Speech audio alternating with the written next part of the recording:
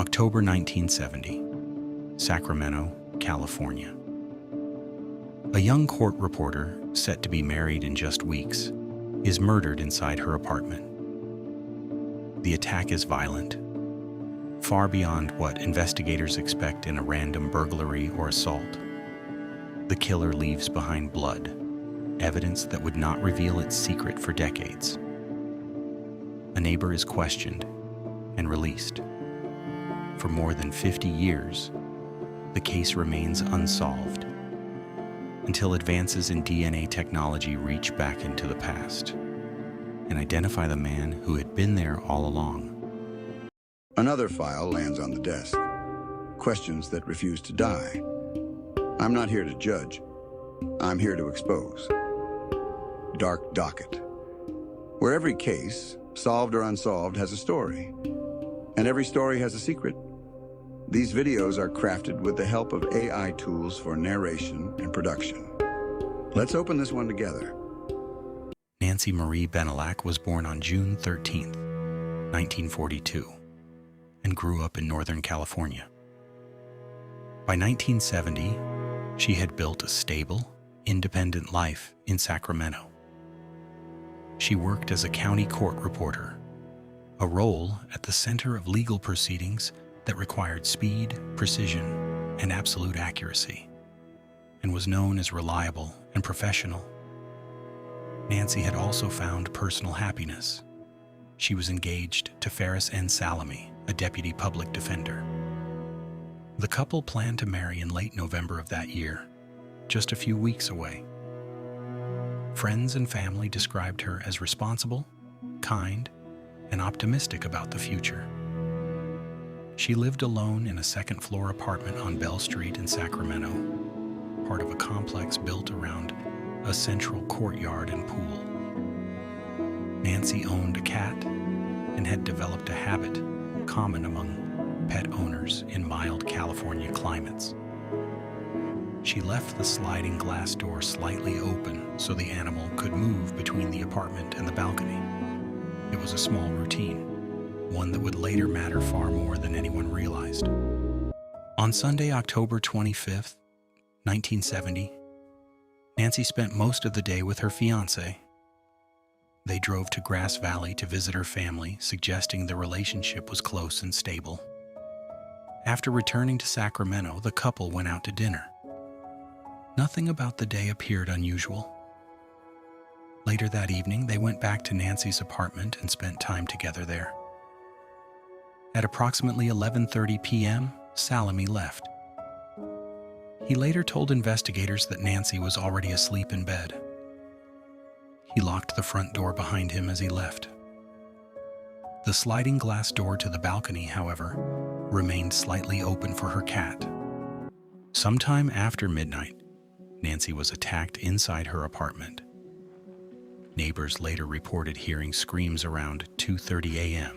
coming from the direction of Nancy's unit. No one called police at the time. In apartment complexes, brief noises during the night are often dismissed or misunderstood. Those screams would later mark the likely moment of the attack.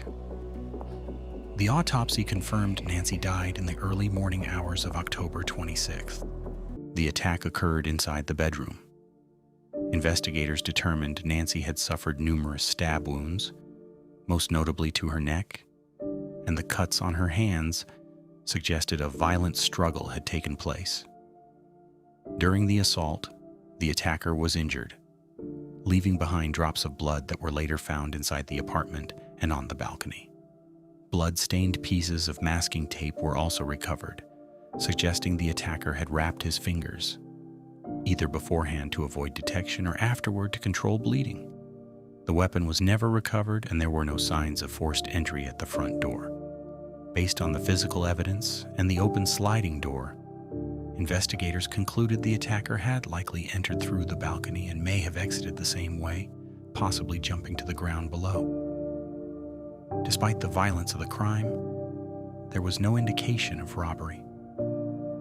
Nothing of value appeared to be missing, and there was no confirmed evidence of sexual assault. The biological evidence left behind would later become the key to solving the case. Nancy failed to report to work on Monday morning. Because she was known to be dependable, co-workers quickly became concerned when they could not reach her. A neighbor, Jack Moncrief, went to check on her apartment. When there was no response, he contacted the apartment manager, who unlocked the door. Inside, Nancy was found lying in the bedroom, motionless. Authorities were called immediately. Responding personnel pronounced her dead at the scene. The discovery would be ruled a homicide, launching one of Sacramento County's longest-running cold case investigations. The Sacramento County Sheriff's Department launched an extensive investigation. Detectives interviewed hundreds of potential witnesses, including neighbors, co-workers, friends, and anyone who might have had contact with Nancy in the days before her death. The brutality of the attack suggested the killer may have known the victim. Among those living in the complex, one resident drew particular attention: a 27-year-old man named Richard John Davis. He lived across the pool from Nancy's apartment, close enough to observe her daily routines. Davis was questioned by police early in the investigation. He and his roommate provided alibis for each other, and at the time, there was no physical evidence linking him to the crime. Despite the attention, investigators had no evidence tying him directly to Nancy's murder. Investigators were unable to determine a clear motive. There were no signs of forced entry, no evidence of theft, and no confirmed sexual assault. The extreme violence suggested personal rage or fixation, yet no documented relationship between Nancy and her attacker could be established.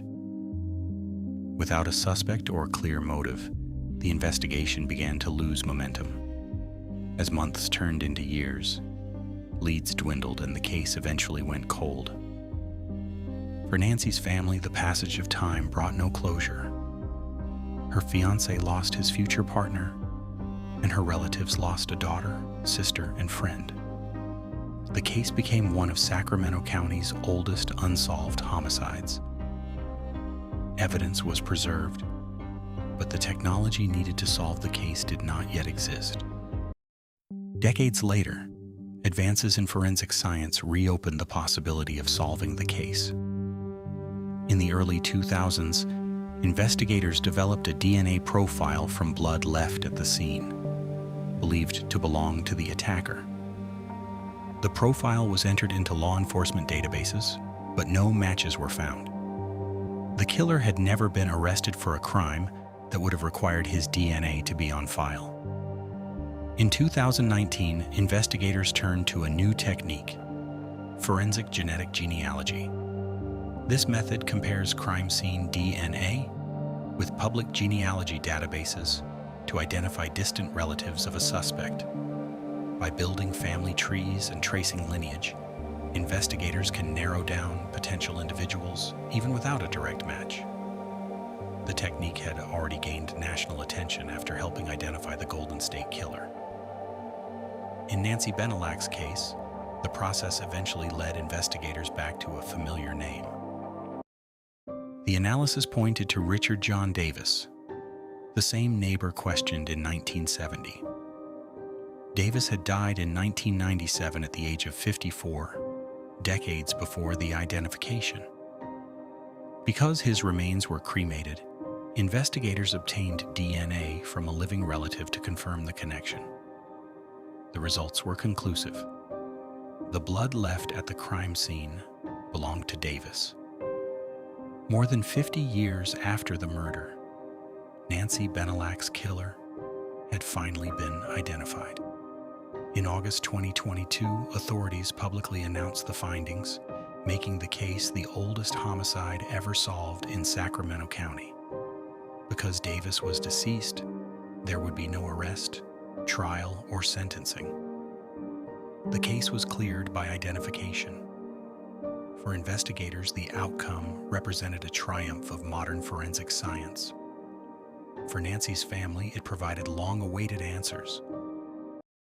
Justice, in the legal sense, was impossible. But the case was no longer without answers.